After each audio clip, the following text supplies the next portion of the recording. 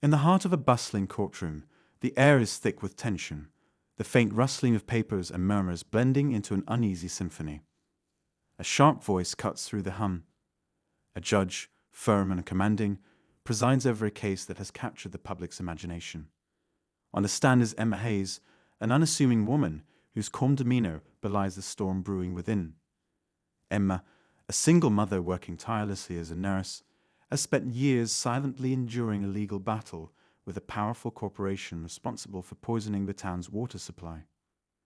Her purpose here is clear, yet the weight of the odds against her hangs heavy. The courtroom buzzes with spectators, journalists, and lawyers, their eyes fixed on Emma as she prepares to testify.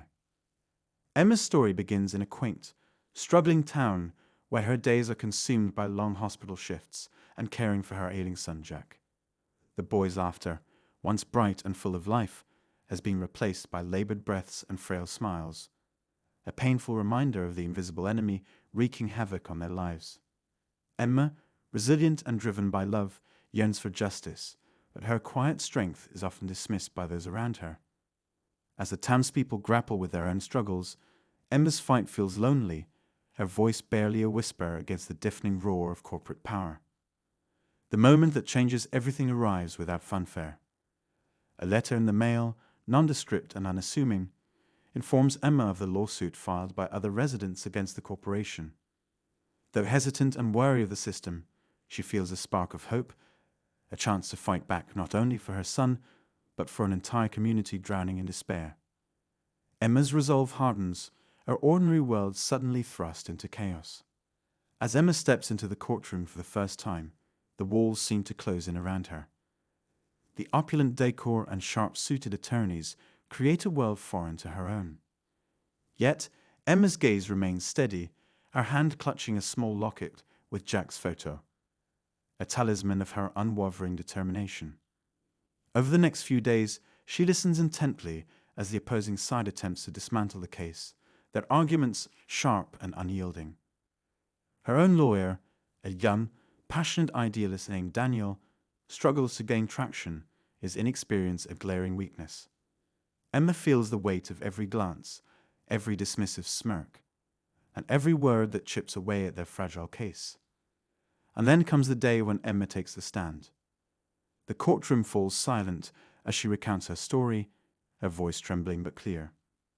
She speaks not only of Jack's pain, but of the countless lives affected by the corporation's greed. The air grows heavy with emotion as her words paint a vivid picture of loss and resilience, each sentence landing like a blow. The judge, a seasoned figure known for his stoicism, leans forward slightly, his expression unreadable. As the cross-examination begins, the corporation's lead attorney moves in, circling Emma like a predator. He challenges her, twisting her words and presenting evidence designed to discredit her testimony. Emma's composure falters, her voice wavering under the relentless assault. The courtroom watches with bated breath as the tension builds, the scales of justice tipping precariously. And then it happens. Emma, with tears streaming down her face, interrupts the questioning. She looks directly at the judge, her voice cutting through the room with unexpected force. "You knew," she says, her words hanging in the air like a thunderclap. The courtroom freezes, a collective gasp echoing through the chamber. The judge's face turns pale, his mask of neutrality slipping for the first time. The weight of her accusation, raw, undeniable, pierces the very heart of the trial. In this charged moment, the world shifts. Emma's courage ignites a fire that cannot be extinguished, the courtroom transformed into a battleground where truth and justice fight to prevail. The journey is only beginning, but one thing is certain: Emma's voice will no longer be silenced. Emma's world becomes a whirlwind of challenges and revelations as the trial unfolds, each moment testing the limits of her endurance. After her bold accusation in the courtroom, a storm of media attention descends upon her quiet life. Cameras flash outside her modest home, reporters knock on her door, and whispers of conspiracy ripple through the town. Though unnerved by the sudden spotlight, Emma finds an unexpected ally in Grace, an investigative journalist with a reputation for uncovering corporate corruption.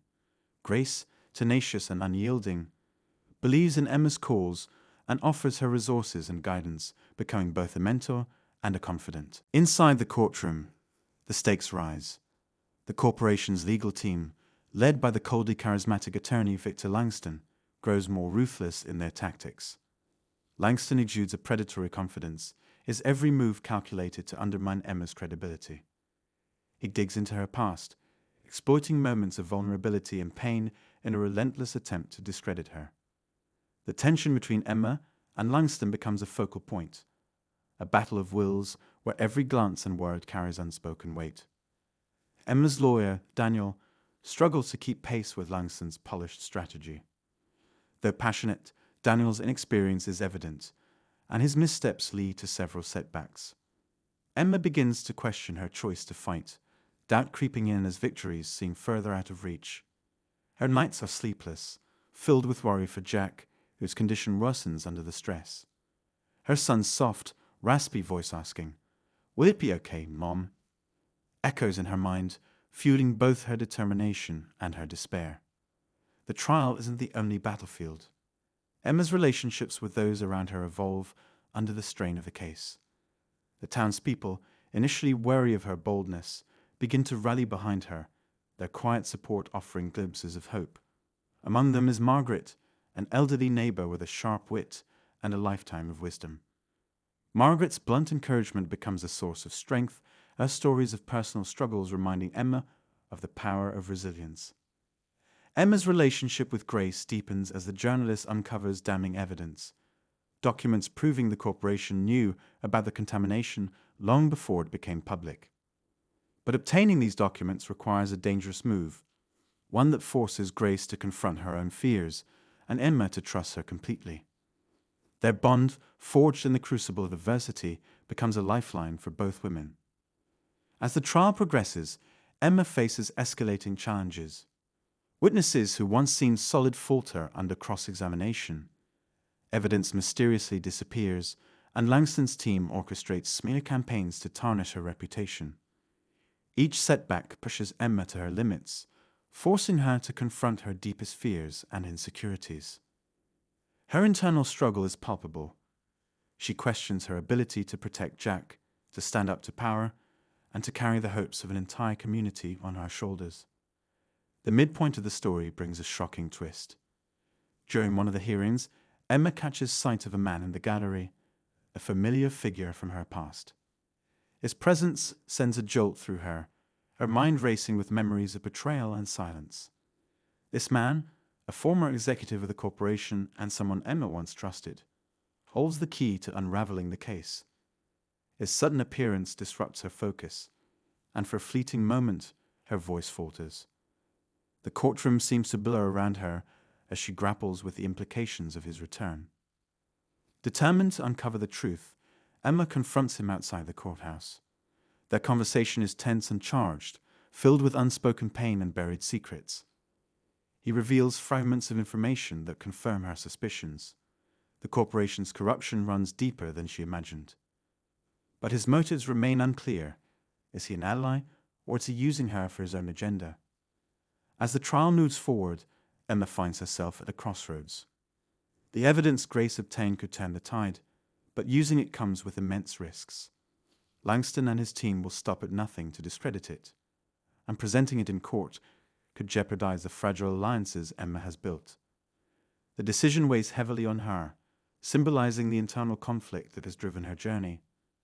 A choice between safety and sacrifice, fear and courage, silence and truth. The courtroom becomes a battleground, the tension reaching a boiling point as Emma faces new betrayals and unexpected acts of solidarity. Her relationships deepen, her resolve strengthens, and her enemies grow more desperate. Foreshadowing and symbolic moments, like Jack's fragile smile and the sight of withering flowers in the town square, underscore the stakes and hint at the storm yet to come. As the second act closes, Emma stands on the precipice of a life-altering decision. Her world poised for the climax will define her legacy. The courtroom is silent, a fragile stillness that seems to hold its breath as the final day of the trial begins. Emma stands at the precipice of her greatest challenge, her heart pounding as she prepares to face Victor Langston in a climactic confrontation. The weight of the town's hopes, her son's future, and her own search for justice presses on her shoulders. Outside, dark clouds gather, the weather mirroring the tension inside. Spectators fill the gallery, their faces a blend of anticipation and uncertainty. Among them, Emma spots Grace and Margaret, their steadfast presence a silent reminder that she is not alone. As the proceedings commence, Langston rises, his voice smooth and commanding, as he delivers a closing argument designed to sway the jury. He casts doubt on Emma's motives, painting her as a desperate woman grasping at straws.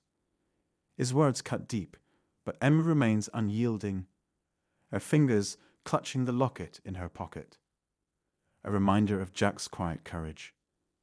When the time comes for her final testimony, she stands, her legs trembling but her resolve unshaken. Emma's voice is steady, each word measured and deliberate. She speaks not only of the corporation's crimes, but of the lives irrevocably changed by their negligence. She paints a picture of the town before and after the contamination, weaving in stories of neighbors who fell ill and dreams left unfulfilled. Her words are raw, charged with the pain and hope of a woman who has given everything for this moment. As she finishes, her eyes meet Langston's, and for the first time, his confident facade falters. The turning point comes when Grace takes the stand to present the evidence they risked everything to obtain. The courtroom erupts in murmurs as she reveals the damning documents, each page a testament to the corporation's calculated greed. Langston's team scrambles to object, their voices sharp and panicked, but the judge allows the evidence to stand. The jury listens intently, their expressions shifting from skepticism to indignation as the truth comes to light. In a final twist, the man from Emma's past, the former executive, steps forward, his conscience overcoming years of silence. He corroborates Grace's findings, his testimony a devastating blow to the corporation's defense. The courtroom buzzes with shock, the balance of power shifting irrevocably in Emma's favor. Langston, cornered and exposed, can do little but watch as the walls he built crumble around him. The judge delivers his verdict, a decisive ruling in favor of Emma and the townspeople. The relief is overwhelming, the weight of years of struggle lifting from Emma's shoulders. Tears stream down her face as she turns to see Jack, smiling weakly but proudly from the gallery. The town erupts in celebration, their collective voice a powerful testament to the resilience of a community united.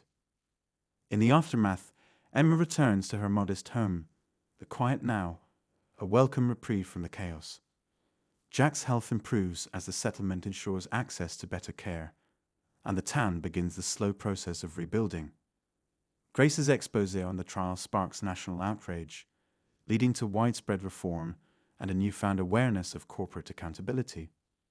Emma, once a quiet and overlooked figure, becomes a symbol of courage and determination. Yet she remains humble, finding solace not in recognition, but in the knowledge that she stood up for what was right.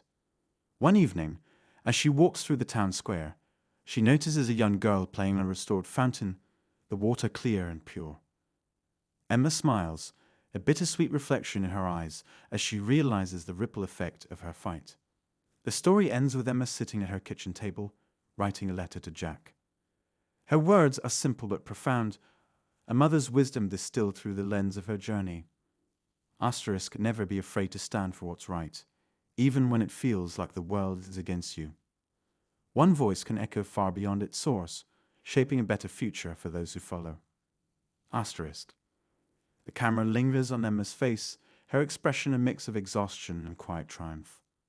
Outside, the storm has passed, the sky painted in hues of gold and crimson. The scene fades to black, the faint sound of children's laughter in the background. A poignant reminder that hope, like water, always finds a way.